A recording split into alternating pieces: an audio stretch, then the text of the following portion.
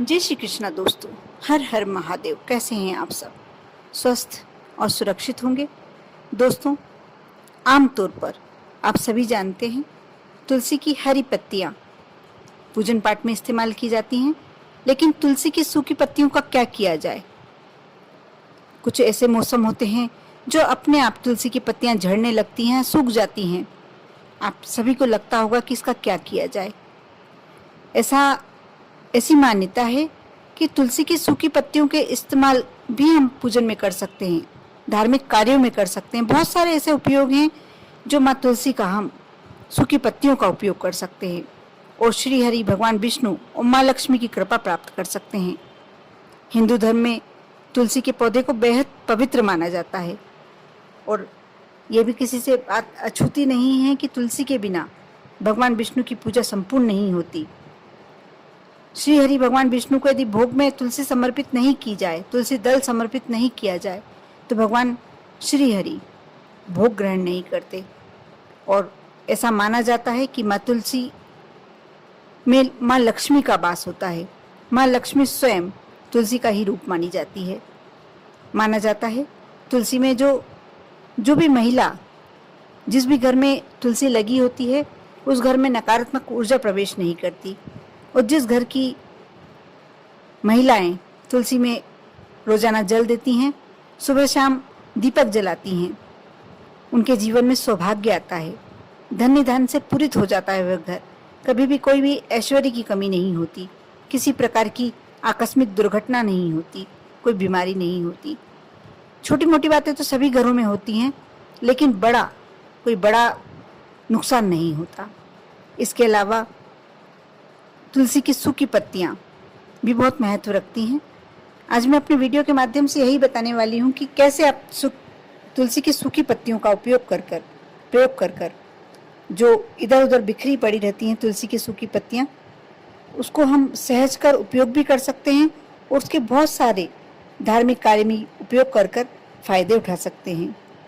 तरह तरह के उपयोग हैं तुलसी की सूखी पत्तियों का और बहुत ही ज़्यादा हमें इसका लाभ प्राप्त होता है। भगवान श्री कृष्ण को तुलसी की हरी पत्तियां ही नहीं, सूखी पत्तियां भी बेहद प्रिय हैं। माना जाता है तुलसी की एक पत्ती का इस्तेमाल 15 दिन तक भगवान श्री कृष्ण के भोग के लिए किया जा सकता है, चाहे वह सूखी क्यों ना हो गई हो। भगवान श्री हरि के भोग में यदि सूखा भी तुलसी का दल डाल दिया जाए तो भगवान श्री हरि विष्णु भोग ग्रहण कर लेते हैं। भगवान श्री कृष्ण के बाल स्वरूप को स्नान करवाते समय तुलसी की सूखी पत्तियों को पानी में डाला जा सकता है। इसके अलावा खुद के स्नान में भी यदि पानी में तुलसी के सूखे पत्तों को डालें, इससे शरीर से नकारात्मक ऊर्जा बाहर निकल जाती है। वो कोई भी हमारे साथ अप्रिय घटना नहीं हो पाती। लेकिन इसके लिए आपको थोड़ा विशेष ये ध्यान देना होगा कि आप दूसरे बर्तन में तुलसी की पत्तियां डालें, उस पानी को छान कर अपने स्नान के जल में डालें।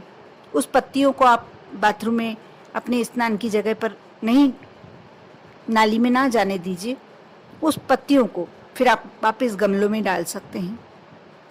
बस थोड़ा सा ही ध्यान रखा जाए तो यदि आप अपने स्नान के जल में भी तुलसी के सूखे पत्तों को डाल लें, इसका जल डाल लें, तो आपको सभी पवित्र नदियों का स्नान का जल प्राप्त होता है। साथ ही आपके शरीर पर नकारात्मक ऊर्जा या बीमारियां प्रवेश नहीं कर पाती।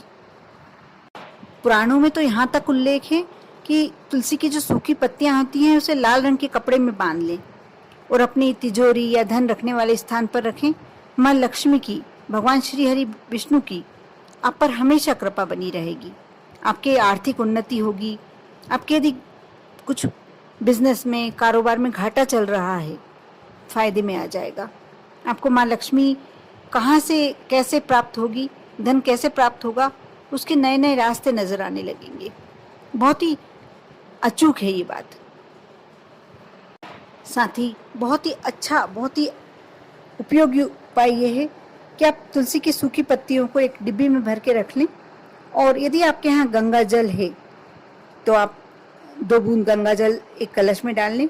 थोड़ा सा ज़्यादा जल डाल लें, साधारण जो जल आपका परेंडी का जल है वह डाल लें और थोड़ी सी जो सूखी पत्तियां हैं वो डाल लें और अपने पूरे घर में इस जल का सुबह, शाम को, रात को जब भी छिड़काव करें, आपके घर में हमेशा पॉजिटिविटी बनी रहेगी।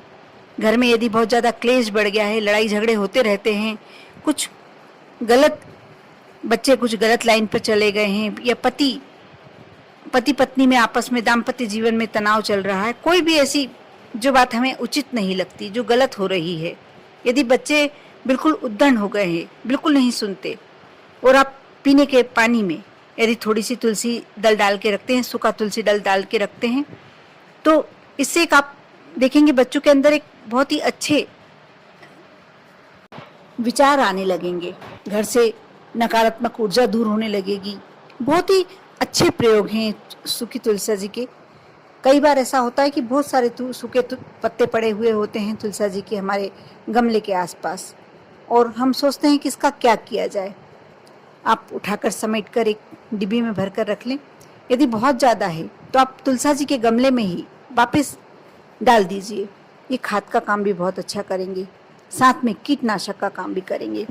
आप जो डिब्बी में भर कर रखते हैं, आप अपने किचन में जो भी खाना बनाते हैं, भोजन बनाते हैं, आप चुटकी भर इसका पाउडर यदि डाल देते हैं अपने घर के खाने में, दोनों टाइम डालें, आप देखेंगे कि चाय बनाएं तो चाय में डाल सकते हैं, यदि खाना बना रहे हैं तो खाने में डाल सकते हैं। इसका एक अलग स्वाद भी आता है, और स्वास्थ्य के दृष्टिकोण से, धार्मिक दृष्टिकोण से, सभी दृष्टिकोण से ये बहुत फायदेमंद होता है।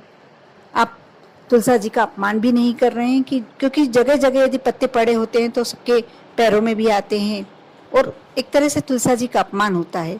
और तुलसी जी स्वयं साक्षात लक्ष्मी जी का रूप है, इसलिए हमें छोटे छोटे कार्य कर कर उनका सम्मान कर सकते हैं।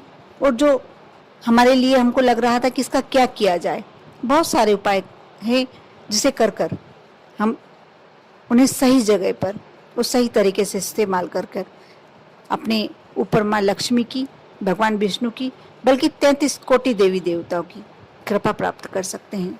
आप भी कर देखें। बहुत ही सरल उपाय तो कहना ही नहीं चाहिए, दैनिक जीवन का बहुत ही अच्छा रूटीन बन सकता है। आप नियमित करें, और आप करेंगे तो आपके बच्चे भी यही सीखेंगे। घर में एक सदस्य जो कार्य करता है, सभी सदस्य देख देख कर वह कार्य सीख जाते हैं।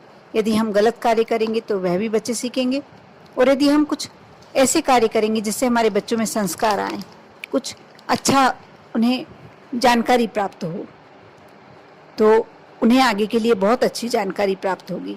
कर देखें। बल्कि मैं तो ये कहूँगी कि आप किसी दूसरे को भी बताते हैं तो आप लोगों के लिए बहुत ही अच्छा रहेगा। बहुत पॉजिटिव रिजल्ट्स देखने को मिलेंगे। करके देखें, विश्वास रखें, श्रद्धा रखें आप पर और आपके पूरे परिवार पर। माँ लक्ष्मी, भगवान श्री हरि विष्णु दोनों की कृपा हमेशा बनी रहे। ओम नमः शिवाय।